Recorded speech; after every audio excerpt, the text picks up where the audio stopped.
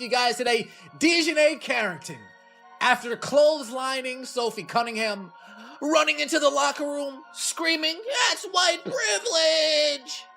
Then tweeting 8/23, threatening Sophie Cunningham and the Indiana Fever.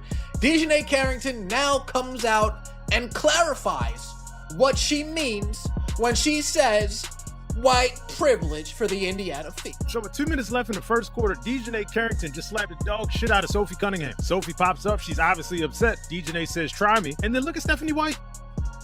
Look at her face. Look. It's mad shit. Now, number one, this is obviously a flagrant 2. It just is. By the letter of the law, you got to call a flagrant 2. We all know these preps are... That girl needs to be thrown out the league. She's not even a good enough player to be bringing this type of drama. She needs to be... Welcome back to WNBA Uncut. Today's story is creating fresh reactions across the WNBA, with a major Reebok deal putting Sophie Cunningham in the spotlight and leaving fans wondering how Djonai Carrington feels about it. Did Sophie really take Carrington's spot? And why has this deal created so much buzz? Stay with me as we break down the story, the reactions, and what could happen next. Let's get into it. This season, Djonai Carrington may be watching one of the biggest opportunities around her slip away, and the reason may be tied to her own recent controversies. This isn't a quiet change happening behind the scenes. It's unfolding in front of cameras and millions of fans in real time. And it all comes after several controversial moments that have put Carrington under intense scrutiny. If you enjoy this content, consider liking the video and subscribing to WNBA Uncut. More than 90% of viewers still haven't subscribed, and it's free and only takes a second. Your support means a lot to us. Now, let's get back to the story. WNBA is a superstar player. She's one of the most famous female athletes in the world because she stood up for women in women's sports, saying only biological women should be allowed to play in the WNBA. And for that, she is literally risking her life. Check this out. This is what happened to Sophie Cunningham last night when she was clotheslined by a filthy, dirty player for Chicago who has a name that I can't pronounce, or maybe I just refuse to do that. That's my right as an American. But this is a player that has attacked Caitlin Clark, gouged her eye out, that has now bloodied the face of Sophie Cunningham. And as soon as she did this, she tweeted white privilege, meaning she's declaring this is a race crime. Now, if a white woman was doing this to black women, it'd be the #1 story in the world. She'd be banned from the league forever. But somehow black women are allowed to get away with this against white women. And it's white women in the league who make themselves a target by simply standing up for traditional values. And rumors are now swirling that Reebok may be reconsidering its relationship with Carrington, and the name reportedly being discussed as a potential replacement is Sophie Cunningham. Yes, that's Sophie Cunningham, the same player at the center of Carrington's latest controversy. Just months ago, nobody would have expected these two names to collide in a shoe deal story. But if the reports are accurate, this could become one of the wildest turns in sports marketing this year, especially with Cunningham potentially stepping into an opportunity that Carrington could be in danger of losing. Goo! That's assault, brother. You can't do that. What the fuck?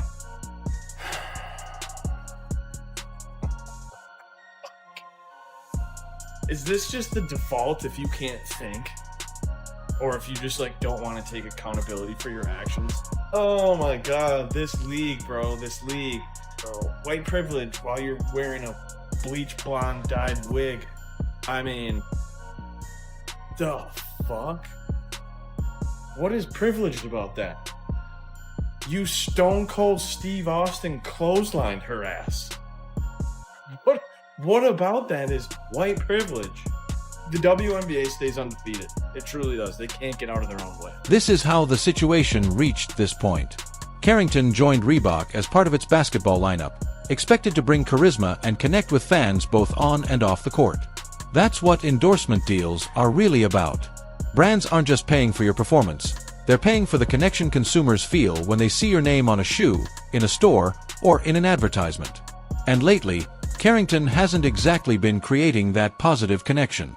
Brands often notice those changes much faster than fans realize. Beyond concerning at this point how far from the plot we have actually gotten. And when I say the plot, I mean the basketball. How far from the game of basketball we have spiraled.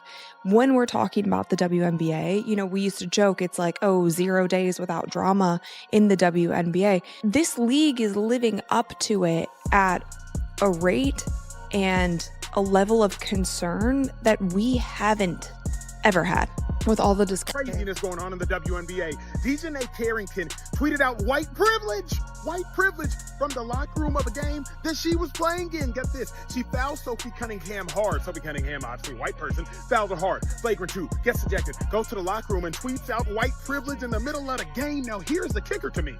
A flagrant 2 has to be contact that can lead to an injury that looks excessive. Djonai, it was about as excessive as possible.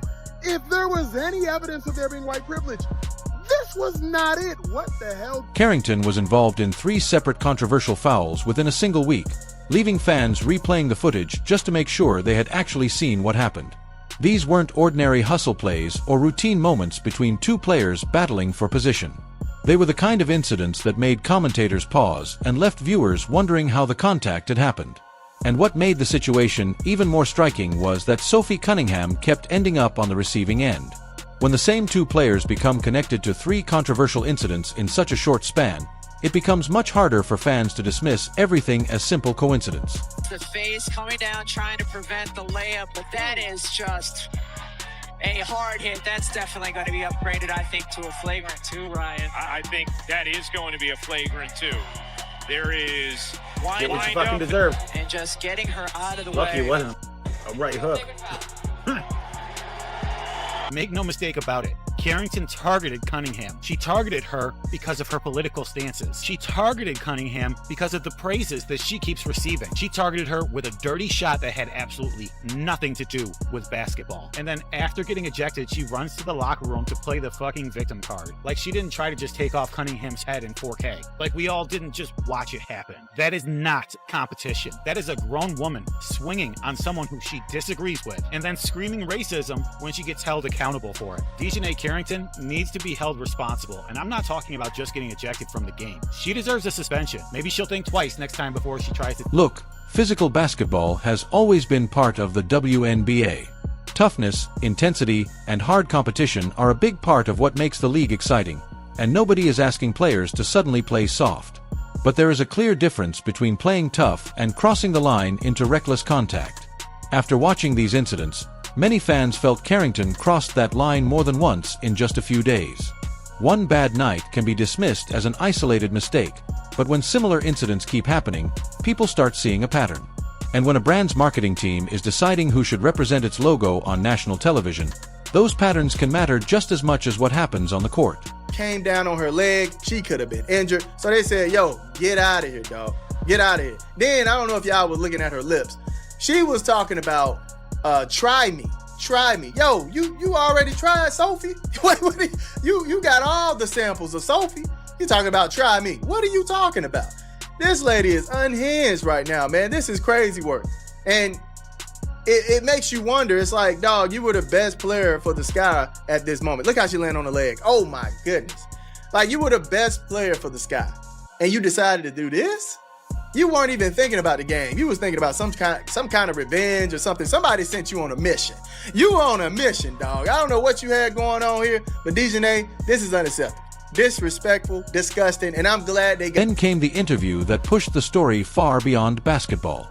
After facing criticism over the contact involving Cunningham, Carrington did not simply brush off the incident or take responsibility and move forward. Instead, while discussing Cunningham, she referenced white privilege, turning what had been a debate over a physical foul into a much broader argument about intent, motive, race, and everything surrounding the situation. Whether people agreed with her comments or believed they had anything to do with what happened on the court, one thing was clear: the tone of the entire story changed.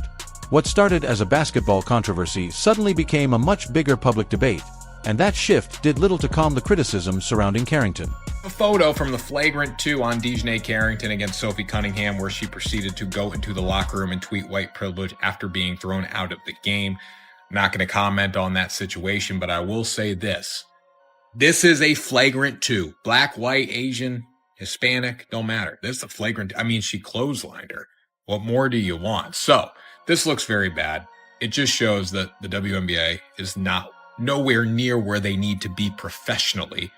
because again, this is a clothesline. It's flagrant. Cunningham, however, hasn't really retaliated, at least not with her words. For the most part, she has continued showing up, playing basketball, and letting her performance speak for itself. She has dealt with plenty of attention this season and has generally handled it by staying focused on the court. That contrast has fueled a bigger conversation online about why one player is being portrayed as the aggressor while the other is receiving praise for staying composed despite repeatedly taking hard contact. The image is simple. One player absorbs the hits and stays quiet, while the other becomes more vocal after the incidents. Fans notice that difference quickly, and brands notice it even faster. Social media certainly didn't stay quiet either. One widely shared post questioned why Reebok was still keeping Carrington under contract after the incidents involving Cunningham and her comments about white privilege. The criticism was blunt, with some users demanding that Reebok drop Carrington or risk damaging its own image. Soon, quote posts began piling up, with fans sharing footage from previous games, resurfaced comments, and screenshots to build a larger case against Carrington remaining on the brand's roster. Act that she said white privilege, that is the story. The story isn't that she got kicked out. It's that she tweeted out white privilege as though because Sophie Cunningham is white, somehow that's why she got kicked out. They go on to defend her, the story, the narrative that she's not a dirty player. She makes plays like this all the time.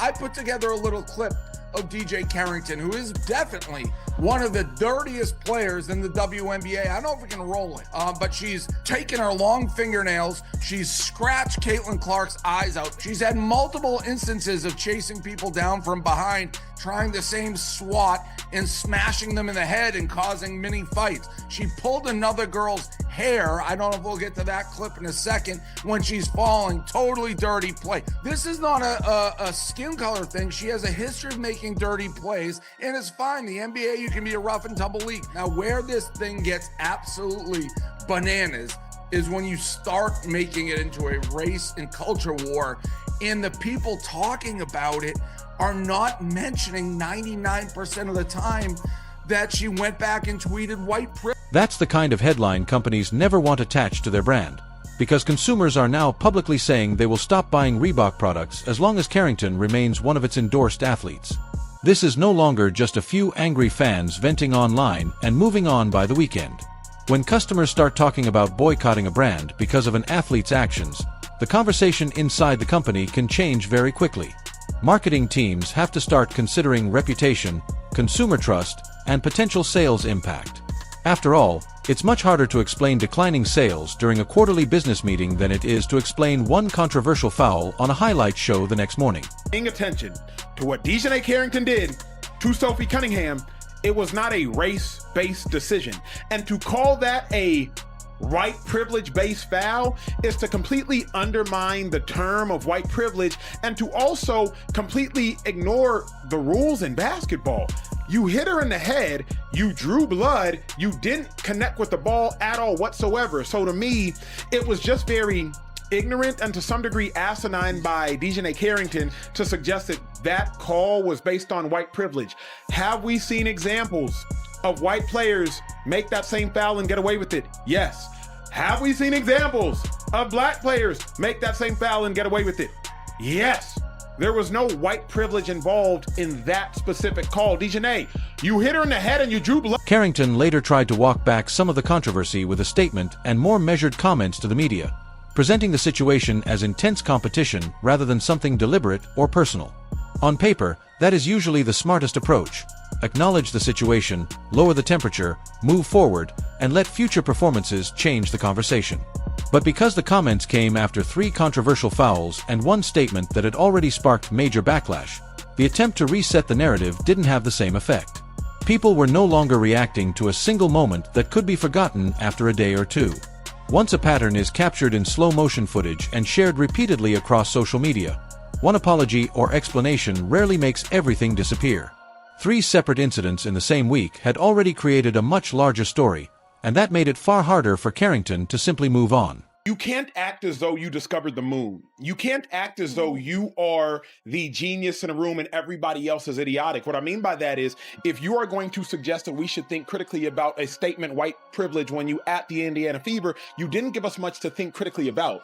You uttered a phrase, white privilege, of which is both incredibly inflammatory and also a very volatile word, but you didn't give us any context. So now we, as the interpreter, since you posted it publicly on Threads for the world to see, we, the interpreter, now have to try to figure out what exactly were you talking about? Well, common sense would deduce that you were talking about fouling a white individual and getting ejected for fouling that white individual. Now, as I said on social media and I will say in real life, if that is not what you were talking about implying, then that's on me. I will stand down and I will stand corrected. But the last thing I must again reiterate, we live in a speaker-oriented country. Speaker-oriented, receiver-oriented. Speaker-oriented country. It is on you, the speaker, to be clear, to be direct, and to be obvious with what you are speaking about. It is not on the receiver, the reader, or the... And from a strictly business perspective, that may be the biggest issue of all.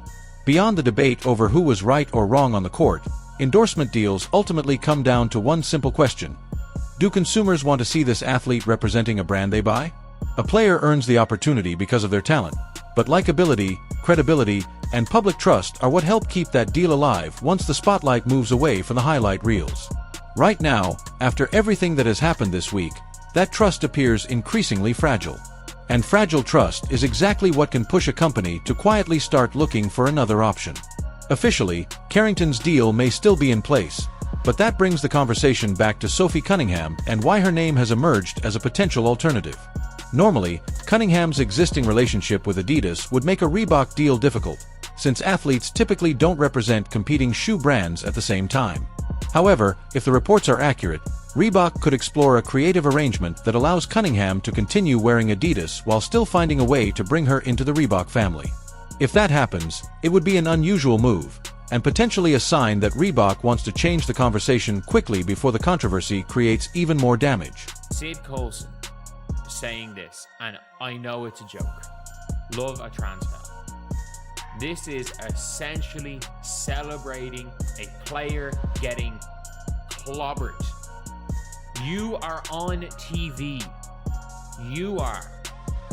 Not these other people online. You are. You were on TV basically saying Caitlin Clark was soft for taking a fist to the neck from Alyssa Thomas. You are. You got opportunities because of this organization. You got opportunities because of the like Caitlin Clark brought on your head. You did. You benefited from it. You joined the Indiana Fever for those benefits. You took those benefits. You became more notorious. And as soon as you leave, you rejoin the sisterhood. Then it's against Caitlin Clark. And you are celebrating Take a moment to consider how unusual that would be. According to the reports, Reebok could potentially be willing to share the spotlight with a rival shoe brand just to bring in an athlete who represents the exact change many frustrated fans are demanding. That would be far more than a casual business decision. It could signal that the company sees keeping its current athlete as a bigger risk than giving up some of the exclusivity normally associated with an endorsement deal. Companies rarely reveal the full extent of those concerns publicly, especially when customers, reporters, and investors are watching.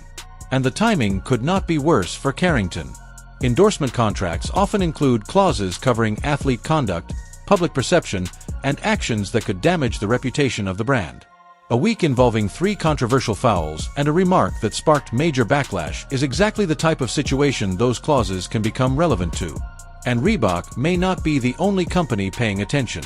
Other brands are watching how this situation develops because no company wants to become the next one forced to explain why an athlete remains on its roster after a week of damaging headlines. If the controversy continues, the consequences could potentially extend beyond one endorsement deal and affect other opportunities as well. I mean, look, it was a hard foul. I don't think that Djonai intentionally came out to get her across the neck like she did, but it did happen, and I thought it was the right call. But, you know, one of the things about Nay is that she's going to play her butt off, man. She's going to compete. Nobody's going to go walking in for a layup. And so I don't oppose the hard foul, but I also don't think that she intentionally went for the neck. The painful part is that none of this had to unfold the way it did. Fouls happen every night in basketball, and most are forgotten by the next morning. If Carrington had committed one hard foul and handled the aftermath calmly, it likely would not have become a serious threat to a major endorsement deal. The problem was the combination of events, a response that came too late to change the narrative already spreading online, 3 separate incidents in a short period, and a highly controversial remark added at exactly the wrong moment. Once that story took hold, a polite statement to reporters was never going to be enough to completely erase the image that had already formed. Timing also played a major role. These incidents happened during a part of the season when virtually every game is recorded from multiple angles and highlight accounts are constantly searching for controversial moments to post. A questionable foul that might have disappeared during an ordinary mid-season game can now be clipped, replayed, and shared across multiple platforms within minutes. That visibility works both ways. It can turn a great performance into a viral moment overnight, but it can also turn one poor decision into a week-long controversy that a major brand may no longer want attached to its name. Have one of your players who commits a clear flagrant 2 and then tweets white privilege right after she goes to the locker room. You can't then cry that this is being talked about in racial terms in a culture. She started that. This is a basketball play. The second you go white privilege, and they are talking about it on these telecasts without mentioning what she tweeted. Oh, they're turning into a culture war, turning into a race war. This is our league. Don't let conservatives or the right hijack it. Your player tweeted white privilege and it had... Interview 13.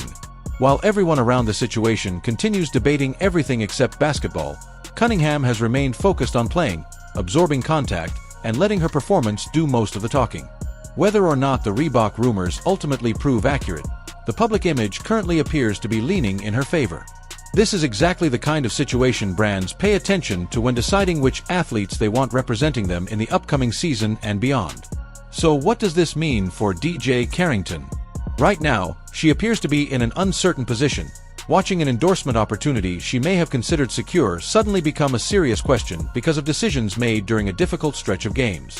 Reebok may ultimately decide to maintain the relationship, or the controversy could eventually fade as the news cycle moves on to something else. But at this moment, one thing is difficult to ignore. Many people are unhappy with what they have seen from Carrington over the past week. And for major brands, an athlete's behavior during difficult moments can matter just as much as anything written on the stat sheet.